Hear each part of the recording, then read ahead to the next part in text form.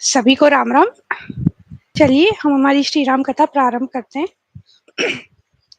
सबसे पहले प्रभु की छवि के दर्शन करते हैं। मानसिक भक्ति करते हुए हम चलते हैं राम दरबार के दर्शन करने। अपनी आंख बंद करते हुए अपने मन में, हृदय में राम दरबार की छवि के दर्शन करते हैं।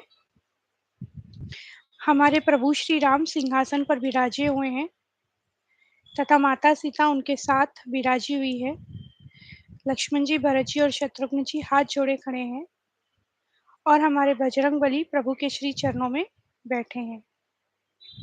हम प्रभु से निवेदन करते हैं, प्रणाम करते हुए कि हे प्रभु श्री राम, हम पर हमेशा अपनी कृपा बनाए रखें तथा हमें ये आशीर्वाद दें कि हम श्री रामचरितमानस सफलतापूर्वक संपूर्ण कर सकें। बोल सियावर रामचंद्र की जय।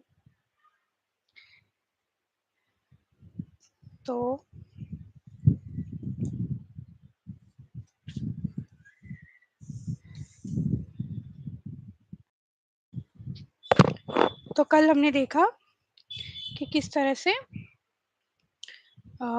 भरत जी को सब समझा रहे थे कि आप अब अपना राज्यपाट संभालिए, किंतु भरत जी बिल्कुल नहीं मान रहे थे तथा उन्होंने ये आज्ञा ले ली सभी से कि अब हम श्री राम जी से मिलने चलेंगे तथा राम जी ही राजा बनेंगे। और इस तरह से कहकर वो आगे चले। अयोध्या के बहुत से नगरवासी जो थे, बड़े बूढ़े और बच्चों को घर पर ही छोड़कर उनके साथ ही चल दिए ताकि प्रभु के दर्शन हो जाए। और इसी चलते चलते अब आगे जैसे जहाँ जहाँ प्रभु श्री राम गए थे वहाँ वहाँ ये सब जा ही रहे थे। पहले तो निषाद राज गऊ ने देखा, उन्होंने मन में यही सोचा कि भरत कुछ तो बुरा करने आ रहे हैं, इतनी बड़ी नहीं तो फिर इतनी सेना क्यों लेके आए हैं। और फिर किसी ने कहा कि जो एक वृद्ध थे, मतलब एक जो बूढ़े आदमी थे, उन्होंने कहा ये शकुन अच्छा ही लग रहा है, लड़ने नहीं ये मनाने जा रहे होंगे, तो एक बार बात कर लेनी चाहिए। हमने एक सीख सीखी कि जल्दी का काम शैतान का होता है, इसलिए हमें कोई भी काम जल्दी में नहीं करना चाहिए तथा राइट टाइम पे राइट डिसीजन लेना चाहिए। ये हमारे श्री रामचरितमानस से कल हमने सीखा। क्योंकि जो गु थे, निषाद राज गु, वो हालांकि सब तैयारी करके बैठे थे झगड़ा करने की, लेकिन उन्होंने कहा कि जल्दी हमें करना नहीं है, एक बार बात करके देख लेते हैं। और जब बात की तो पता चला कि भरत जी के मन में तो कितना प्रेम है प्रभु श्री राम के लिए। जहाँ जहाँ प्रभु गए थे वहाँ वहाँ भरत जी जाते हैं तथा नतमस्तक करते हैं, दंडवत प्रणाम भी करते हैं। तो इस तरह से आगे आगे और सभी ये कहने लगे कि भरत जी को तो प्रभु श्री राम बहुत प्यारे है तथा सभी उन्हें भी समझाने लगे कि आप भी प्रभु श्री राम को बहुत ही सबसे ज्यादा प्यारे हैं। और फिर अब हमने कल देखा कि ये सब जो भरत जी का इतना प्रेम था, मतलब जैसे मैं कहती हूँ ना कि श्री रामचरितमानस में हम देखते हैं कि जो रिश्तों के सुंदर मोतियों हैं, उससे रिश्तों का एक प्यारा सा हार पुराया जाता है। जैसे ये सब भरत जी श्री राम जी का जो यहाँ संवाद है, ये बहुत ही उत्तम संवाद है। ऐसा ऐसा होना बहुत, मतलब बहुत ही मुश्किल है, ऐसा कहीं शायद ही कहीं देखने को मिलता है आजकल। परंतु यहाँ पे हम श्री रामचरितमानस से ये बात बहुत अच्छे से सीख सकते हैं। तो ये रिश्ते इतने अच्छे से यहाँ दर्शाए गए हैं, वर्णन इतना अच्छा किया गया है हमारे लिए, जो हमें बिल्कुल ही सीखना चाहिए। हमें हमारे बच्चों और युवा पीढ़ी को भी ये सिखाना चाहिए कि रिश्तों की अहमियत क्या होती है, उसकी इम्पोर्टेंस, महत्वपूर्णता क्या होती है, इम्पोर्टेंस क्या होती है बेसिकली। और इतना प्रेम देख के अब देवराज इंद्र को, मतलब अब उनको क्या लग रहा है कि टेंशन में आ गए कि कहीं प्रभु श्री राम इनके साथ लौट न जाए। इतना प्रेम है भरत जी के मन में, कहीं प्रभु श्री राम इनकी बात मान के इनके साथ कहीं अयोध्या लौट न जाए। क्योंकि अगर प्रभु अयोध्या लौट गए, इतने प्रेम में मग्न हुए को देखकर, तो फिर रावण का वध कैसे होगा। देवताओं को जो बहुत ही सता रहा है, सभी को सता रहा था रावण तो बस वही। और कहीं ना कहीं मनुष्य अवतार इसीलिए तो लिया है प्रभु ने कि रावण का वध कर सके। तो जो मतलब था, मतलब जो अ, जिस वजह से जन्म हुआ है प्रभु का, फिर वो कारण नहीं पूरा हो पाएगा। It will defeat the entire purpose. इसके बाद अब क्या हुआ, उसने गुरु बृहस्पति जी से कहा, कौन? देवराज इंद्र ने, कि हे प्रभु वही उपाय कीजिए जिससे श्री रामचंद्र जी और भरत जी की भेंट ही ना हो, ये दोनों मिले ही नहीं, ऐसा कुछ कीजिए। किसे कहा? गुरु बृहस्पति जी से। राम संकोचि प्रेम बस, भरत सपेम पयोधि, बनी बात बेगरन चाहती, करिय जतन छल सोधि, सियावर रामचंद्र भज जय शरणम। तो फिर यही कह रहे हैं कि कहीं प्रेम के वश लौट न जाए, बनी बनाई बात बिगड़ जाएगी, इसीलिए छल कर कर कोई उपाय ढूंढ लीजिए। और सुनिए बृहस्पति जी क्या कह रहे हैं। इंद्र जी के वचन सुनते ही देवगुरु बृहस्पति जी मुस्कुराए। उन्होंने हजार नेत्रों वाले इंद्र को नेत्रों से रहित समझा, अर्थात जो ज्ञान रूपी देवराज इंद्र है उन्हें मूर्ख समझा, और कहा, हे देवराज, माया के स्वामी श्री रामचंद्र जी के सेवक के साथ कोई माया करता है तो वह उलटकर अपने ही ऊपर आ पड़ती है। वेरी इंपॉर्टेंट, देखिए क्या बोल रहे हैं। माया के स्वामी श्री रामचंद्र जी के सेवक के साथ कोई माया करता है तो वह उलटकर अपने ही ऊपर आ पड़ती है। कहने का तात्पर्य है कि जो प्रभु के भक्त हैं उन पे अगर कोई माया करता है तो वो उल्टा आके पड़ रही है, यानी कि यदि प्रभु के भक्त के साथ कोई बुरा कर रहा है, कोई कुछ छल कर रहा है, कोई कपट कर रहा है, तो वो उसी के साथ वापस से होता है, मतलब उसी पे उल्टी पड़ती है।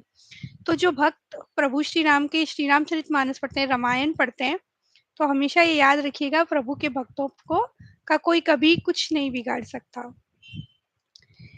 तो बृहस्पति जी भी वही कह रहे हैं कि अगर मतलब मैं कुछ करने जाऊंगा भरत जी की बुद्धि को या उनको कुछ करूंगा तो वो मुझ पे ही उल्टी पड़ जाएगी। पर जो कोई उनके भक्त का अपराध करता है वो श्री राम जी क्रोधग्नि में जल जाता है। लोक और वेद दोनों में इतिहास प्रसिद्ध है, इस महिमा को दुर्वासा जी जानते हैं। कहने का तात्पर्य ये है कि अगर कोई बुरा करे तो श्री राम की क्रोधाग्नि में जल जाता है। प्रभु की क्रोधाग्नि मतलब गुस्सा जो रहेगा प्रभु का, उसमें जल जाता है। हम आगे कथा सुनेंगे। देवराज के जो बेटे थे इंद्र, देवराज इंद्र के बेटे जो थे जयंत, उनकी एक कथा सुनेंगे कि प्रभु ने क्या हश्र किया था। क्योंकि प्रभु को भी क्रोध आता है, ऐसा मतलब जहाँ मारना हो, जहाँ पे एक स्टेप लेना हो, वहाँ पे प्रभु लेते हैं। हम हमेशा यही सोचते हैं कि भगवान श्री राम बहुत काम है, एकदम सोबर है, मतलब बिल्कुल सीधे साधे हैं, ज़्यादा कुछ, लेकिन बड़े-बड़े राक्षसों का उन्होंने संहार किया है, इतने सीधे साधे रहते हुए भी।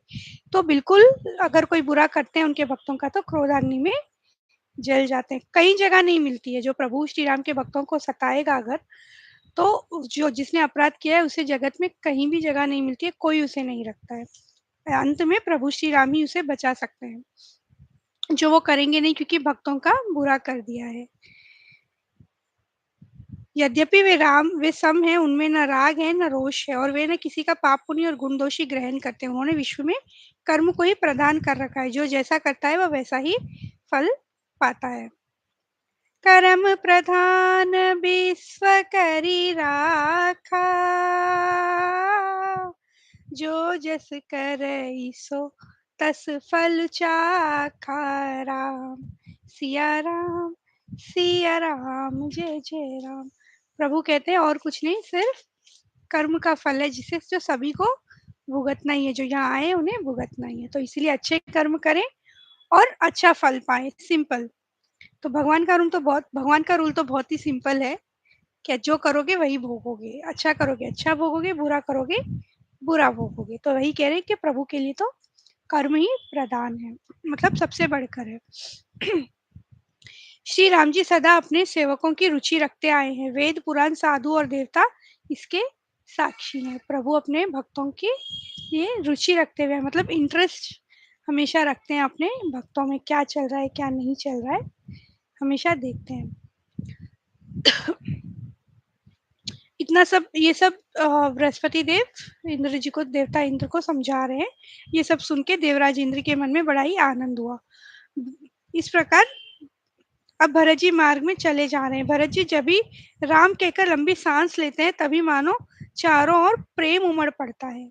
चारों ओर जैसे राम कहते हैं, सारे चारों ओर प्रेम उमड़ पड़ता है, मतलब जितने भी पौधे पक्षी सभी होंगे, पत्थर सभी में से प्रेम उमड़ पड़ता है प्रभु का नाम जब भरत जी लेते हैं। मतलब मन से, कपट रहित मन जो हम कहते हैं ना, कपट रहित प्रेम, कपट रहित भक्ति, तो वो कपट रहित जो है, वो हमारे भरत जी जब राम कह रहे हैं उस कपट से, बिना किसी कपट के, प्रेमवश, भक्तिवश, तो आसपास जितना भी है सब प्रेम में हो जा रहा है। बीच में निवास करके भरत जी यमुना जी के तट पर आए। यमुना जी का जल देखकर उनके नेत्रों में जल भर आया। अब जैसे जैसे आगे आगे जाते ही जा रहे हैं, अब यमुना नदी के पास आए। अब मार्ग में स्त्री पुरुष जो थे वो भी देख रहे हैं किनको, भरत जी और शत्रुघ्न जी को, मतलब सभी सेना आई है तो देखने आए हैं।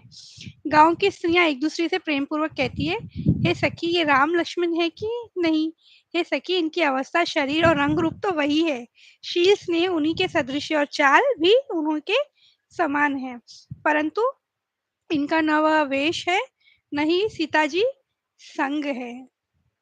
तो इस तरह से सब तर्क वितर्क कर रहे हैं, कह रहे हैं कि क्योंकि जैसे मैंने कहा सिमिलर दिखते थे, प्रभु श्री राम और भरत जी सिमिलर दिखते थे, श्याम वर्ण के थे, थोड़े से सांवले, और लक्ष्मण जी और शत्रुघ्न जी गौर वर्ण के थे, थोड़े से गोरे। तो जैसे कहते हैं ना भाई भाई बहन बहन सिमिलर दिखते हैं, सेम दिखते हैं, थोड़े से पहचानने में एक दो बार देखना पड़ता है। तो वैसे ही प्रभु श्री राम और भरत जी एकदम सिमिलर ही लगते थे, मतलब एक जैसे ही दिखते थे दोनों। जैसे रंग रूप हो गया या फिर वेशभूषा हो, वेशभूषा यहाँ अलग थी, तो वही वो लोग कह रहे हैं कि वेशभूषा अलग है, तथा सीता जी इनके साथ नहीं है। दिखने में तो ये राम लक्ष्मण जैसे दिख रहे हैं, किंतु ये राजा के वेश में, वन में जो वेश में प्रभु श्री राम होते उस वेश में नहीं है, तथा सीता भी साथ नहीं है, तो ये राम लक्ष्मण तो नहीं है।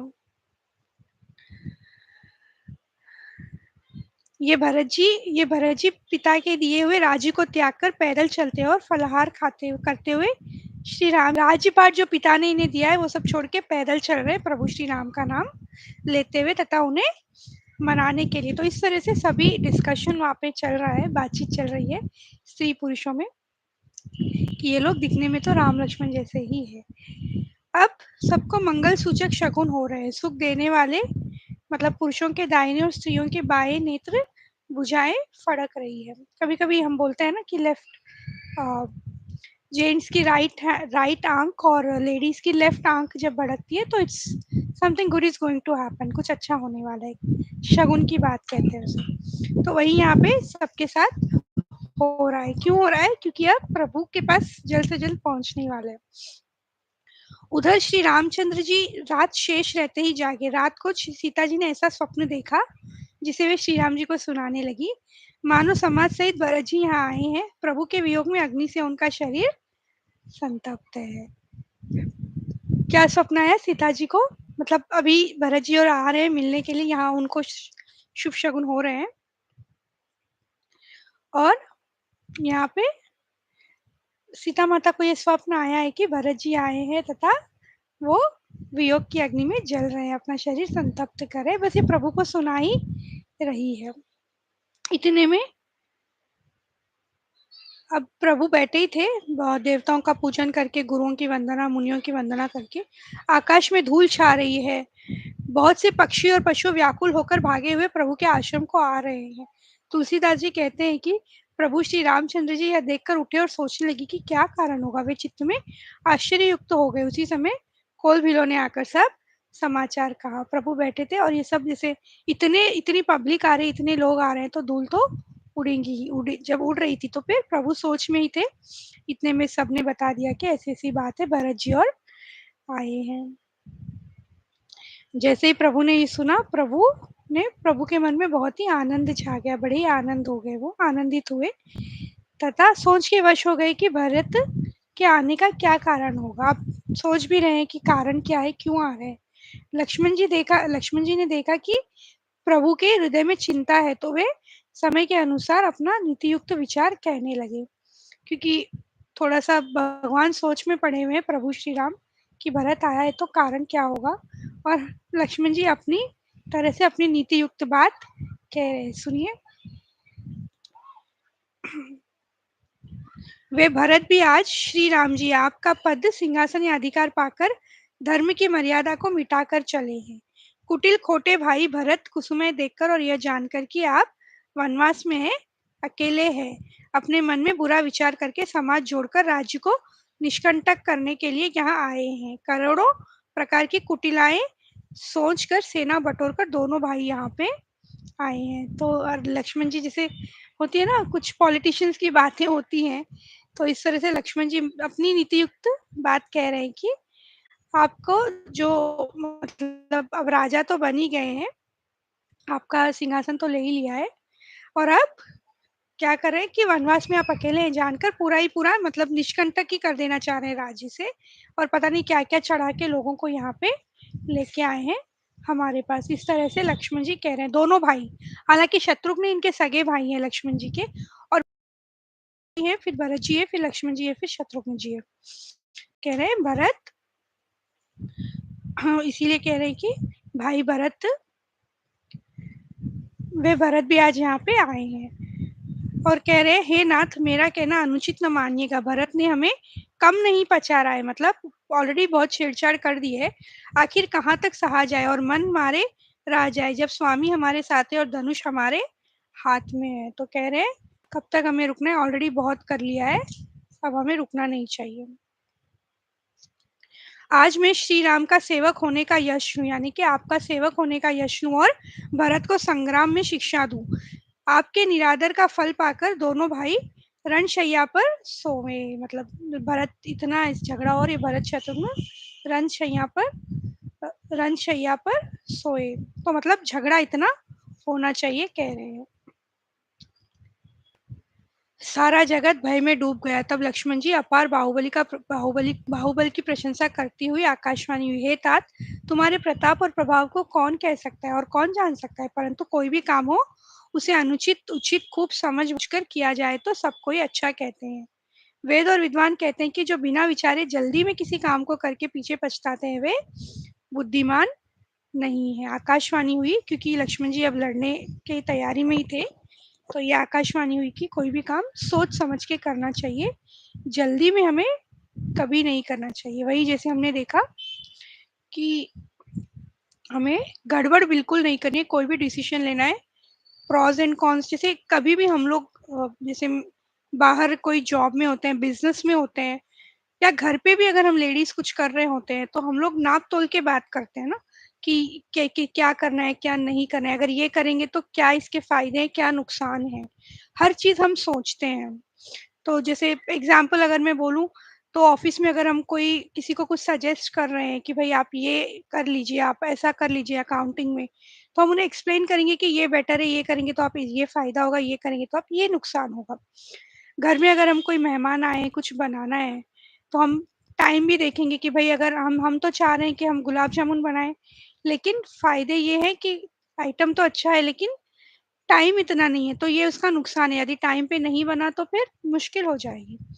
तो इस तरह से हर चीज़ हमें एनालाइज़ करनी है, सोच समझ के ही कोई डिसीज़न लेना है, गड़बड़ में नहीं लेना है कि हाँ, बोल दिया कर दो खत्म वी आर डन, कभी नहीं। तो यही चीज़ हम कल भी हम देख रहे थे श्री रामचरितमानस में, जल्दी का काम शैतान का होता है, वही सीख हम यहाँ सीख रहे हैं। तो ये छोटी-छोटी सीख है, यदि हम हमारे बच्चों को और युवा पीढ़ियों को भी सिखा दें, तो ज़िंदगी में उन्हें बहुत-बहुत लाभ हो सकता है।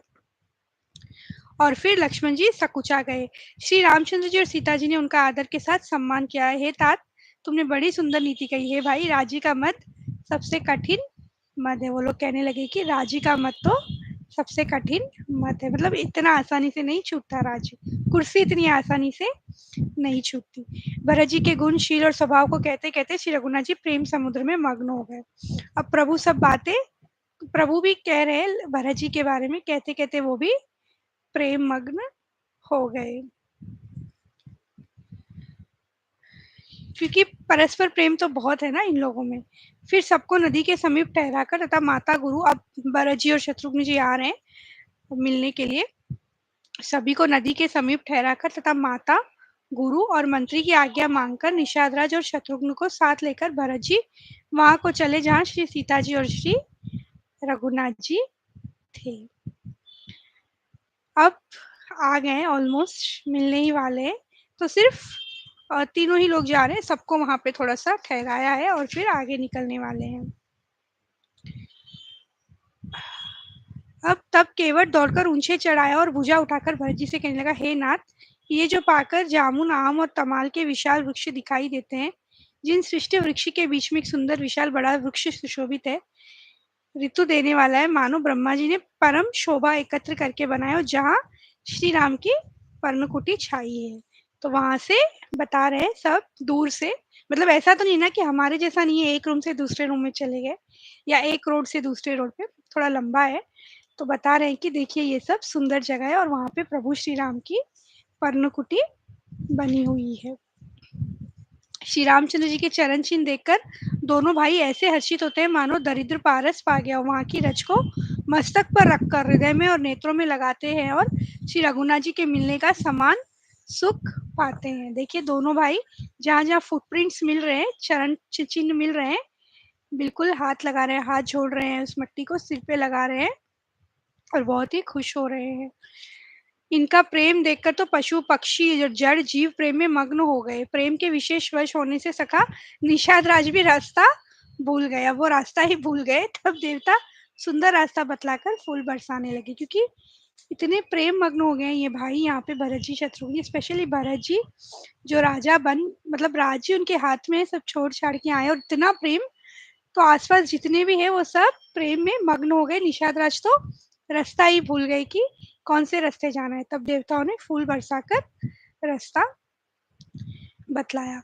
आश्रम में प्रवेश करते ही भरत जी का दुख और दाह मिट गया, मानो योगी को परमार्थ की प्राप्ति हो गई हो। भरत जी ने देखा कि लक्ष्मण जी प्रभु के आगे खड़े हैं और पूछे हुए वचन प्रेम पूर्वक कह रहे हैं, मतलब कुछ भी पूछ रहे हैं तो मतलब एंटर हो गए हैं अब कहाँ, पर्णकुटी में, मतलब जो जहाँ पे ये रुके थे आश्रम में। तो आश्रम में जैसे ही एंटर हुए बिल्कुल शांति लगने लगी भरत जी और शत्रुघ्न जी को, तथा उन्होंने देखा कि लक्ष्मण जी आगे खड़े हैं, जो पूछ रहे हैं उस बात का उत्तर दे रहे हैं, तथा अपने मुनियों की तरह वर्कल वस्त्र बांधे और उसी में तरकस कसे, हाथ में बाण तथा कंधे पर धनुष है। वेदी पर मुनि तथा साधुओं का समुदाय बैठा है और सीता जी सहित श्री रघुनाथ जी विराजमान है। सीता जी सहित हमारे श्री रघुनाथ जी विराजमान है उस कुटिया में। लक्ष्मण जी ने प्रेम सहित पृथ्वी पर मस्तक नवाकर कहा, हे रघुनाथ जी, भरत जी आपको प्रणाम करे। तो भरत जी प्रणाम कर रहे हैं, किंतु बीच में लक्ष्मण जी खड़े हैं ना, तो लक्ष्मण जी कह रहे हैं कि वो आपको प्रणाम करते हैं, मतलब प्रणाम किया है, इतना बोले ही है लक्ष्मण जी। ये सुनते ही श्री रघुनाथ जी प्रेम में अधीर होकर उठे, कहीं वस्त्र गिरा, कहीं तरकस गिरा, कहीं धनुष और कहीं बाण गिरा। कृपा निधान श्री रामचंद्र जी ने उनको जबरदस्ती उठाकर हृदय से लगा लिया। भरत जी और श्री राम जी के मिलने की रीति को देखकर सबको अपनी सुधि भूल गई।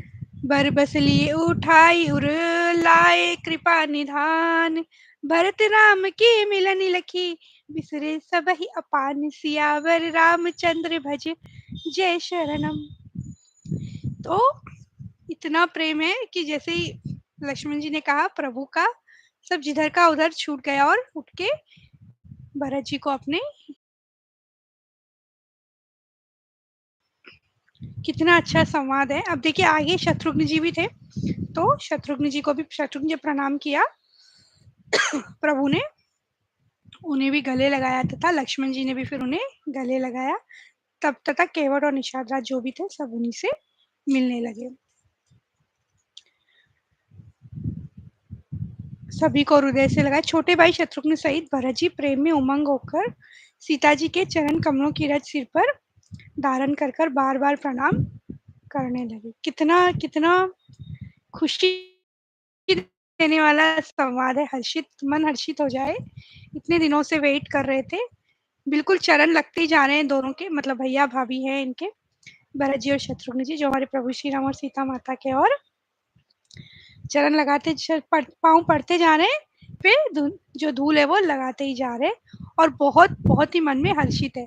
भरत जी और शत्रुघ्न जी भी है तथा प्रभु श्री राम और सीता माता भी उतने ही ज्यादा हर्षित है। हे नाथ, मुनिनाथ वशिष्ठ जी के साथ सब माताएं, नगर निवासी, सेवक, सेनापति, मंत्री सब आपके वियोग से व्याकुल होकर आए हैं। क्यों आए हैं? सभी आए हैं, क्यों? क्योंकि आप नहीं हो तो आपके दर्शन करने आए हैं। तथा गुरु जी के दर्शन करके लक्ष्मण जी सहित प्रभु ने प्रेम में भर गए और दंडवत प्रणाम करने लगे।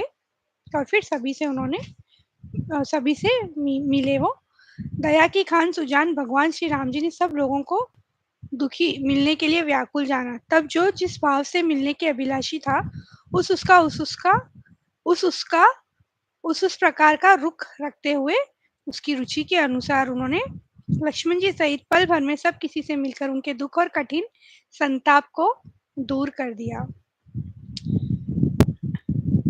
जो जेहि भायम रहा अभिलाषी, तेहि तेहि के तसी तसी रुख राखी राम। सिया राम जय जय राम। और प्रभु के लिए ये कोई बड़ी बात नहीं थी। क्यों? मतलब इतने जो लोग आए थे सभी से प्रभु एक ही मिनट में मिल लिए, क्योंकि सब इतने व्याकुल थे, दुख में थे कि कब मिलेंगे, कब हमारा नंबर आएगा। लेकिन प्रभु सभी के साथ एक ही बार में, वो एक ही क्षण में सभी से मिली है। लेकिन कैसे, ये प्रभु के लिए कोई बड़ी बात नहीं है। जैसे कि हम आप चाहे कितने भी घड़े रख लीजिए और सूर्य की किरणें जो होंगी सभी घड़े में समान रूप से पड़ेंगी, उसी तरह प्रभु भी सभी से एक ही साथ समान रूप से मिल रहे हैं। सबसे पहले राम जी अब कैकेयी जी से मिले और अपने सरल स्वभाव तथा भक्ति से उनकी बुद्धि को तर कर दिया। सबसे पहले किससे मिले? देखिए, राम जी कैकेयी जी से। दूसरे लोग होते हैं तो फिर कहते हैं कि इसी की वजह से ये सब हुआ है, मैं नहीं मिलने वाला, मुझे क्या लेना देना। प्रभु पहले उन्हीं से मिले और फिर सब माताओं से मिले तथा ब्राह्मणों सहित, स्त्रियों सहित जो सब साथ आए थे उनसे भी मिलने लगे। फिर सुमित्रा जी के गोद में जाल छिपटे, फिर दोनों भाई माता कौशल्या के चरणों में गिर पड़े। आज का समय यही समाप्त होता है। तो हम हमारी कथा को आज विश्राम देंगे। कल हम हो मंगल भवन अमंगल हारी, द्रवहु सुदशरथ अचिर बिहारी।